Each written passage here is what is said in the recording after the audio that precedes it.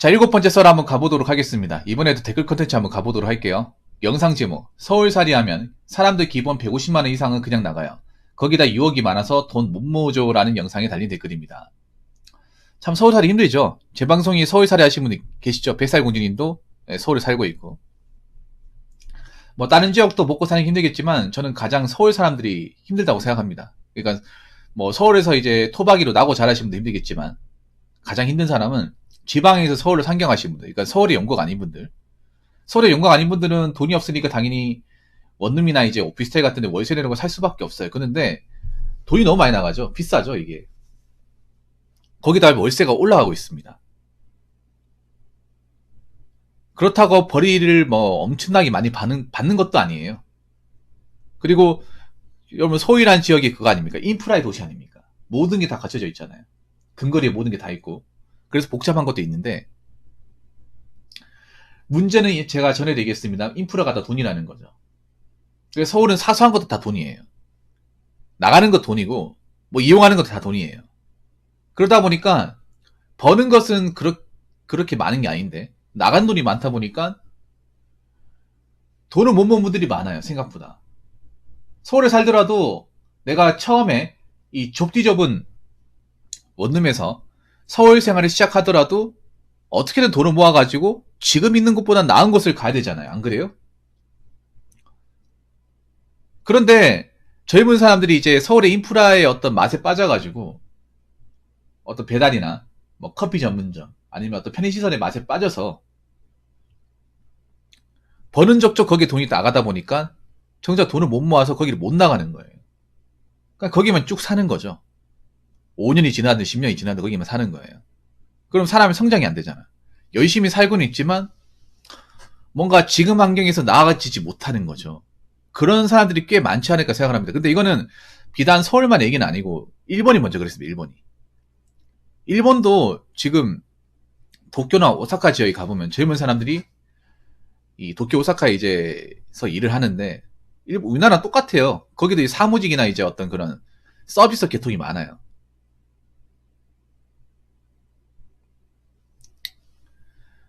근데 거기도 월세가 비싸거든요. 도쿄 같은 경우에는 한 100만 원은 될 겁니다. 우리랑 비슷한 그런 원룸 같은 게 100만 원 돼요. 100만 원. 오사카도 거의 100만 원 돈. 근데 수익적인 부분은 엄청나게 많이 본다 볼 수 없어요. 그러다 보니까 일본에도 그런 사람들이 많대요. 그러니까 저런 이제 수도권 지역에 살면서 그냥 먹고 사는 걸로 끝나는 거. 그러니까 돈을 모으는 게 아니라 그냥 먹고 사는 걸 끝나는 거. 거기에 이제 인프라를 다 쓰다 보니까 돈이 안 모이고 그냥 그 상태로 사는 사람들이 꽤 많다. 일본은 젊은 사람들 중에 한 반이 그렇대요. 그 도쿄 지역에.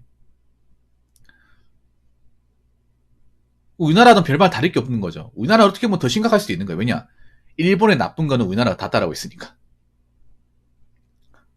네, 일본의 나쁜 건 다 따라오고 있잖아. 그러면 이것도 일본의 좋은 문화가 아니죠. 안 그래요? 일을 하는데 돈은 못 모으고 있다. 나쁜 문화 아닙니까? 근데 나쁜 문화는 또 기가 막히게 따라합니다. 그러다 보니까 제 생각이 그래요. 지금 서울 쪽에 살고 있는 분들, 자취하시는 분들, 돈은 벌고 있지만 못 모으고 있는 분들 꽤 많을 거라 생각합니다. 맞아요, 카이사님. 그러니까 일본도 이 문제가 심각하죠, 카이사님. 젊은 사람들이 도쿄나 오사카, 요코하마로 가는데 정작 그냥 그 현실의 삶에 이제 타성에 젖어가지고 돈을 못 모으고 못 나간 사람들이 많아요. 왜냐면 거기는 또 월세도 비싸지만 순수 이제 집값 매매가 너무 비싸. 그렇다고 일본이 뭐 도쿄 오사카에 산다고 해서 돈을 막 그렇게 많이 주는 것도 아니에요. 그냥 일단 화이트 갈라 같은 좋은 직업들이 많고 젊은 사람들이 많다는 거죠. 놀 데가 많고. 놀 데가 많으니까 당연히 돈 나갈 때 많은 거죠. 돈 쓸 데가 많은 거지. 그러니까 지금 일본의 현상이 우리나라하고 다를 게 하나도 없는 거예요. 거의. 그래서 서울 살더라도 인프라 같은데 빠져 있으면 돈을 못 모으기 때문에 인프라를 좀 자제하셔야 돼요. 올해부터. 그동안 내가 썼던 것들, 뭐 배달 음식 먹었던 것들, 그리고 뭐 커피 전문점, 뭐 이런 것들 좀 아끼셔야 됩니다. 많이 아끼셔야 돼요. 오히려 반대로 지방에 썼던 것보다 더 많이 아껴야 돼요. 왜냐, 지금 원룸 사시는 분들도 보다 넓은 쪽에 살고 싶지 않아, 안 그래요? 근데 넓은 쪽에 살려면 내가 돈을 모아서 나와야 살 수 있는 거잖아요. 상식적으로. 아니, 돈이 모이지도 않은데 언제 나갈 겁니까? 언제 어떻게 나가? 못 나가지 않습니까? 어떻게 보면 거의 말이 좋아 서울 생활이지 거의 서울이라는 감옥에 갇혀 있는 거죠. 인프라라는 어떤 그런 교도소에 갇혀 있는 거야. 좀 나쁘게 말하면. 그러니까 인프라에 빠져 있으니까 인프라 밖으로 나오지 못하는 거예요. 서울 밖으로 나오지 못하는 거야. 그런 분도 많이 있거든요. 서울의 삶에 빠져 있다 보니까 서울의 어떤 인프라의 어떤 맛에 취하다 보니까 수도권으로 나와야 되죠. 수도권 외곽으로 나올 수 있는데 수도권 외곽으로 나오면 좀 불편하다고 못 나온 분도 있어요. 여자분들 중에. 남자분도 그렇고. 뭐 나오면 뭐 손해본다고 생각하는 거야. 이런 거 못 누린다고. 이게 무슨 손해야, 안 그래요? 좀 불편하게 살면 되는 거지. 돈 없으면 좀 불편하게 살아야지. 조금의 불편함도 용납하지 않겠다는 그 마인드가 참 아이러니한 것 같습니다. 그래서 너무 인프라에 취해 사시면 안 돼요. 서울 분들은. 서울에 사시는 분들은. 인프라에 취해 살면 살수록 내 통장 잔고는 쪼그라져 드는 겁니다. 미래는 없는 거예요. 그리고 하나 더 말씀드리면 서울은 월세가 계속 오를 겁니다.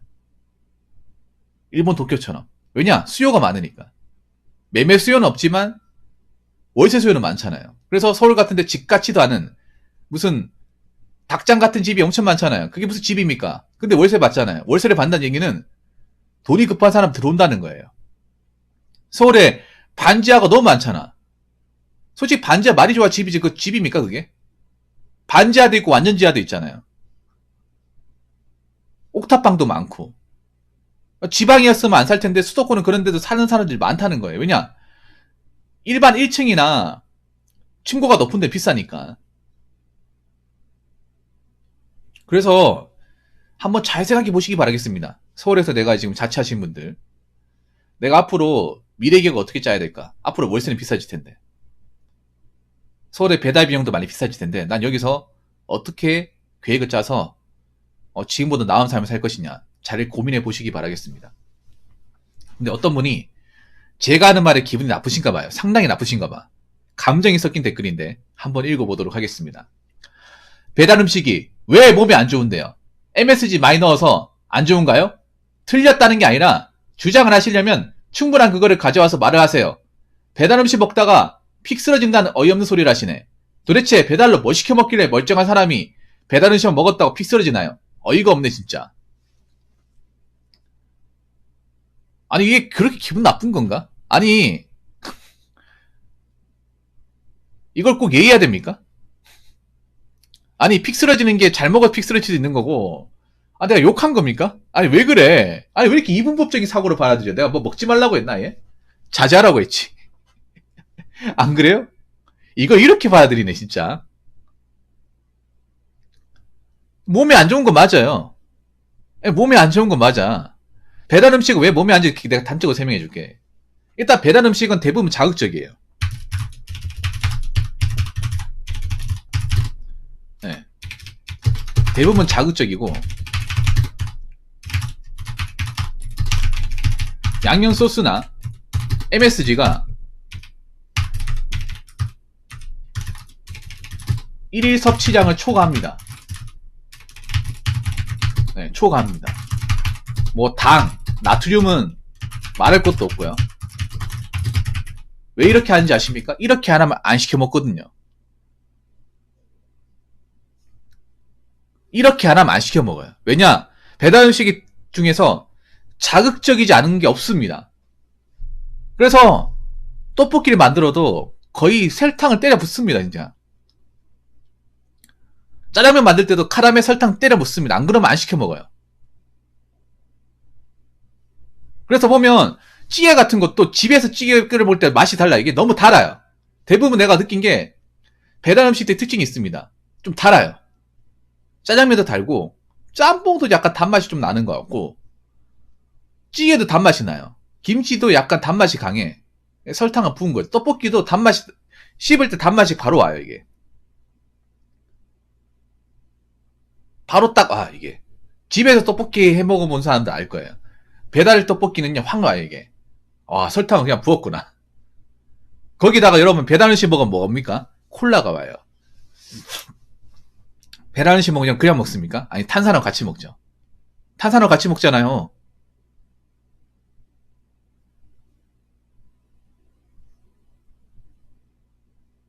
배달 음식 중에 여러분 싱거운 거 있습니까? 싱거운 거 있습니까? 간 하나도 안 하고 먹나요? 떡볶이 시킬 때 그냥 아무것도 안 하고 먹나요? 거기 치즈 넣고 설탕도 붓고 뭐 다 넣잖아 여러분. 그리고 문제가 뭐냐 하면 이 배달 음식이 자, 콜라하고 먹습니다. 콜라.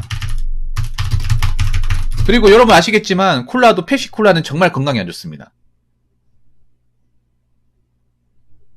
건강을 생각한다면 저는 펩시콜라 좀 비추하고 싶어요. 그러니까 콜라 먹다가 제로 콜라 먹던가 그렇게 하시고 오리지널 펩시는 설탕 덩어리입니다.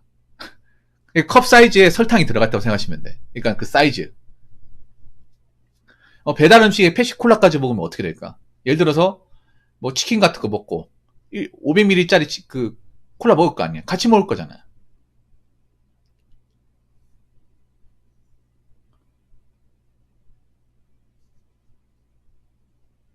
그러면 정말 안 좋아요. 치아에도 안 좋고. 여러분 한번 생각해봐. 배달 음식 시켜 먹을 때 그냥 배달 음식만 시켜 먹냐고요. 예. 그래서 제가 콜라를 끊었거든요. 예, 스단이. 콜라를 끊었어, 완전히.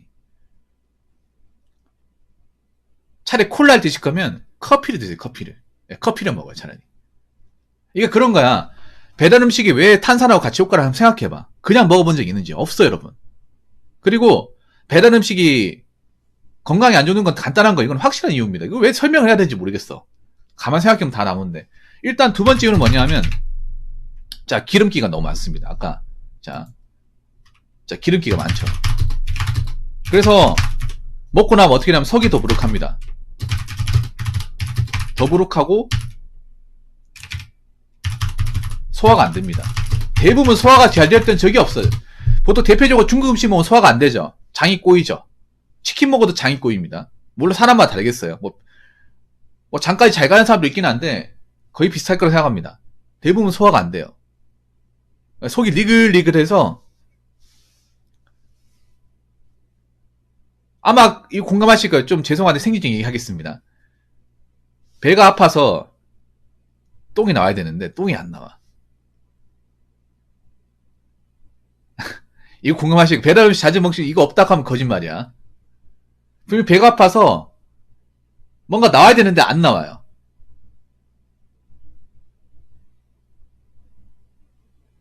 배는 불룩해. 배는 불룩해요. 나와야 돼. 근데 안 나와.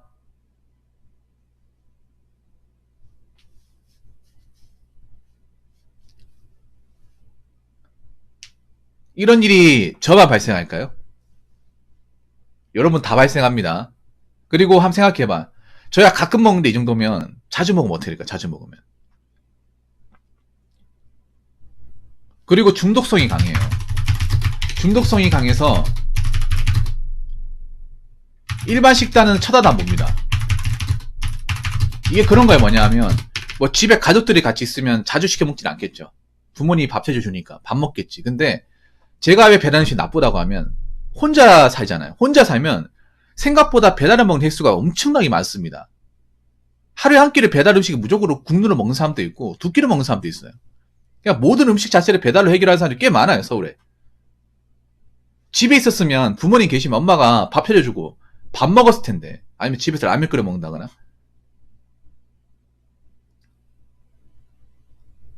그리고 집밥 먹어보시면 아시겠지만 배달 음식 먹다 집밥 먹으면 너무 밋밋해요. 못 먹어. 아무 맛이 안 나. 집에 찌개를 먹든 밑반찬을 먹든 그냥 아무 맛이 안 나. 워낙에 자극적인 맛에 길들여져서 일반 식단은 그냥 손도 못 대게 돼. 이거 공감하실 거예요, 여러분들. 집에 가 집밥을 먹잖아요. 그러면 왜 이렇게 싱거워? 뭐 아무것도 안 넣은 것 같아. 왜냐, 그 맛에 길들여져 있으니까. 배달 음식 맛에.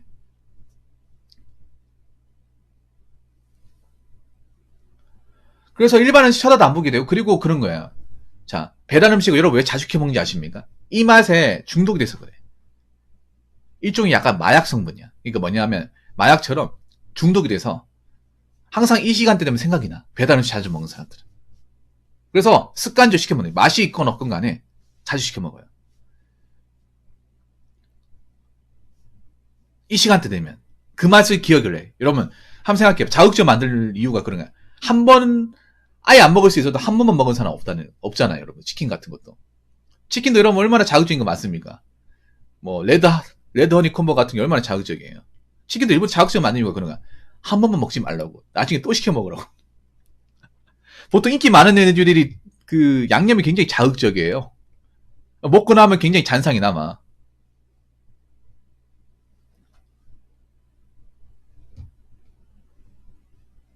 그래서 내가 배고픈 게 아니라 이 시간대면 당연히 뭔가 시켜야 되는 것처럼 그렇게 그렇게 있잖아요. 마인드가 다 바뀌어버려. 그럼 나도 모르게 시키는 거야. 그럼 계속 먹는 거죠. 자, 계속 먹으면 어떻게 됩니까? 계속 먹으면 픽 쓰러진다고 하는 건 내가 좀 오버한 것 같은데 인정할게요. 일단 내장 지방이 증가합니다. 그래서 제가 팩트로 얘기할게요. 남자, 여자들 배달 음식 좋아하는 사람 배 안 나온 사람 없습니다. 그래서 여자분들도 배달 음식 좋아하면 마른 비만입니다. 마른 비만. 특히 여자분들이 이 뱃살 관리하기가 남자보다 더 힘들어요. 왜냐하면 여자분들이 복근이나 지방을 유지하기가 힘들어요. 생물학적으로. 그래서 몸은 말랐는데 배만 나와. 그래서 보정속옷 안 입으면 이걸 숨길 수가 없어요. 그런 분들 많아요. 배달 음식 많이 먹은 사람들 중에 겉보기에는 그냥 호리호리한데 배만 나왔어. 배만 나왔습니다. 왜냐, 배달 음식 먹으면 운동을 안 하잖아. 운동을 안 하고 유산소 같은 거 안 하면 식단 조절 안 하잖아. 여러분 생각해봐. 배달 음식 많이 먹는 사람 식단 조절하는 거 봤습니까? 식단 조절하는 거 봤어? 무슨 식단 조절이야? 계속 그것만 먹는데. 안 그래요?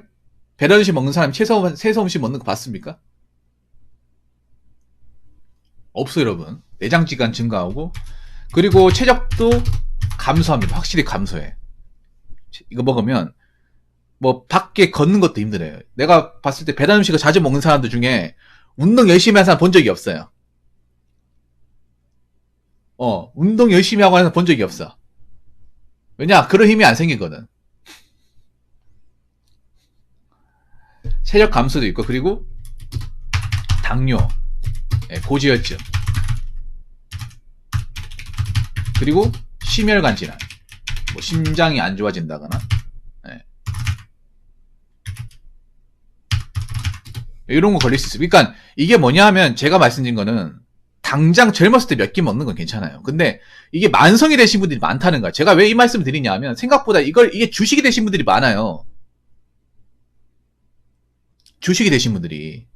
무슨 말인지 아시겠죠? 뭐 제가 얘기하는 거 오해하시면 안 되는 게 댓글 적으시면, 저는 이거를 가끔씩 먹는 사람한테 뭐라 하는 게 아니에요. 혼자 사시는 분들이 생각보다 이게 주식으로 먹는 사람들이 많다고. 뭐 일주일에 한 번 시켜 먹는 거 내가 뭘 뭐라 그래. 그 한 번 시켜주면 먹을 수 있는 거지. 직장 다니면서.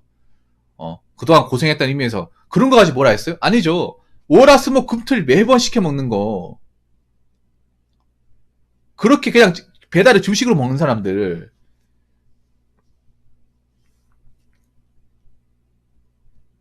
그럼 이렇게 간다니까요.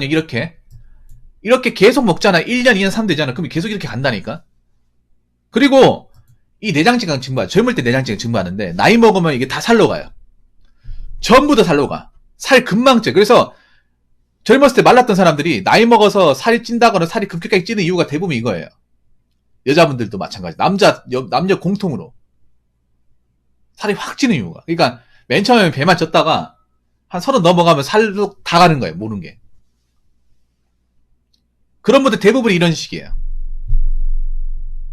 맨 처음 뱃살로 갔다가 이제는 뭐 허벅지, 종아리, 팔뚝 다 가는 거야. 옆구리살까지 다 찌는 거예요.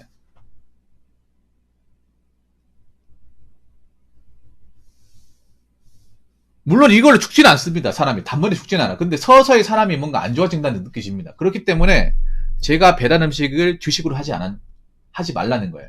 아예 먹지 말라는 게 아니에요. 왜 몸에 안 좋냐고 물어보면 안 되지. 몸에 안 좋은 거 맞아. 몸에 안 좋은 거 맞다니까요.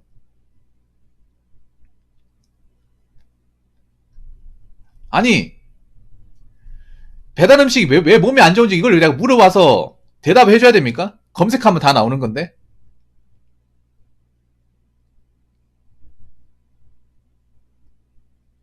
참나.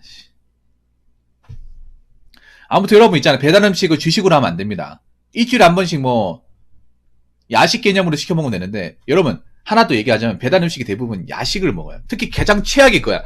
야식으로 배달 음식 시켜 먹는 게 가장 최악이에요. 가장 최악. 이 시간대 시켜 먹는 거. 특히 이 시간대 1시 반. 이 시간대 시켜 먹는 거. 이 시간대에 짜장면 탕수육 먹는 거 최악입니다. 가장 최악. 뭐 건강을 상하게 하고 싶다. 체력을 확 떨어뜨리고 싶다. 배만 나오게 하고 싶다. 그럼 드세요. 드십시오. 안 말리겠습니다. 근데 나중에 건강을 생각한다면 배달 음식을 주식으로 먹는다거나 일상이 되면 안 됩니다. 무슨 말인지 아시겠죠? 자, 이상으로 7번째 썰 마치도록 하겠습니다.